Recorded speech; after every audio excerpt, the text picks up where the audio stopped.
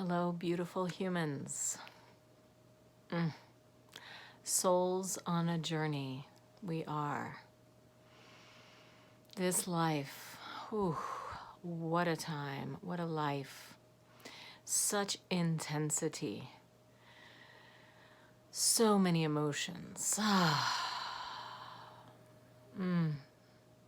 Just want to acknowledge that. And just share some more. Share some more here in the social media land on the internet with you. Share my heart. My mom gave me this shirt, so I thought I'd wear it. Life is good. It's like a big target. It's right at the heart. I just thought it was a cool t-shirt, so I wanted to wear it here just to remind us that life is good. I know it's a brand name, and I'm not really big on, I'm not promoting a brand here. I'm just interested in holding space for that which is, that which is here. And for me, here right now in my heart is a big feeling that life is good. Yeah, it is. Life itself, isn't it? Isn't creating life and living life and connecting with life as it is good? Life itself, the unending, infinite flow of death and rebirth that we are living.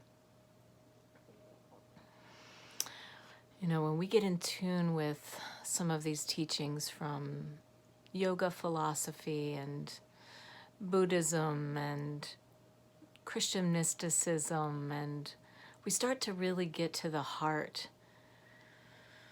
of these ideas, we maybe can come to a place of profound reverence for all of it, just as it is. Even the really difficult stuff. Even the really uncomfortable stuff. I don't know about you, but there's definitely some uncomfortability going on, some discomfort. And I'm learning to embrace that discomfort. I'm learning to not just embrace it, but kind of celebrate it, because discomfort is a signal. And if you're willing to allow it, it is going to bring something new.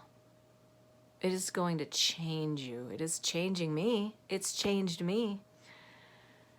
The willingness to be uncomfortable, and in mental health we call that frustration tolerance. That's that terminology that is used in therapy when we talk about healing trauma, and the idea of frustration tolerance is a skill that we can build that helps strengthen our resilience, our ability to move through those intensities rather than running from them, hiding from them, pushing them away, getting really mad about them. But like, okay, here it is. Here it is. This discomfort that I feel, this, it's sometimes it's a trigger, like a fear response too. Sometimes we get very reactive. I got reactive recently. How about you? Have you been reactive lately? Has it happened to you? Has it come out of you? Are you human? I am. I got reactive recently in a way that I apologized for, and I hope that I learn from that. I hope I learn from what happened. I feel like I'm learning it, and it's what I'm learning that I've been working on learning for many years now, and I feel like I'm getting there a little bit, maybe, I hope. Just say, okay, I see where that was coming from. I see the part of me that was doing that, the part of me that was projecting and that needed to project in that moment, felt that she needed to. It, me, that, which is part of me. And there was medicine in that moment. There was a medicine of trust in the relationship that it could handle it. Trust in the relationship with myself and the other, that we could get through it. And that my emotional response was actually maybe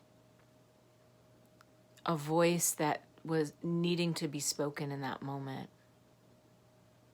I wasn't reactive in an attacking way. It was more maybe words that could have been said at another time rather than in that moment. But there it is. They were said in that moment. And I was speaking my truth.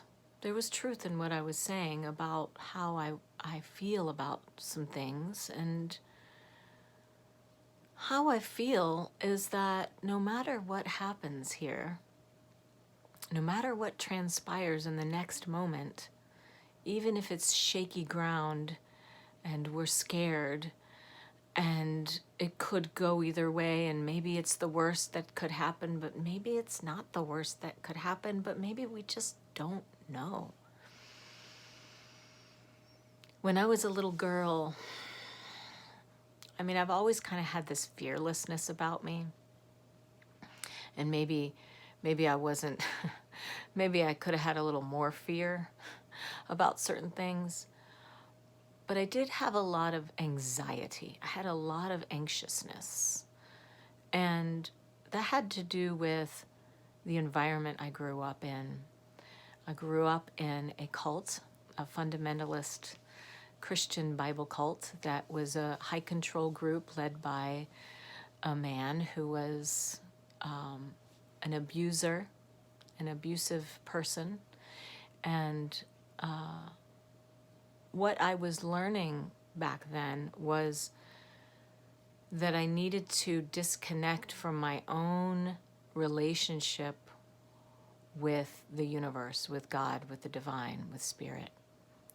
And that I could only get in contact with it through ways and means that were told to me in a dogmatic way, that teachings that were given that said, this is the only way to do it. There's only one way. And, there was a lot of upsetness in my home life and a lot of fear of reactivity of others' emotions and reactions. And I think that's partly what got instilled in a lot of us is a trauma response, this fear. Where does the fear come from? So I feel like it comes from something very collective for all of us, and I'd like to explore this question more deeply. Where does fear come from? Where did it come from for you in your life?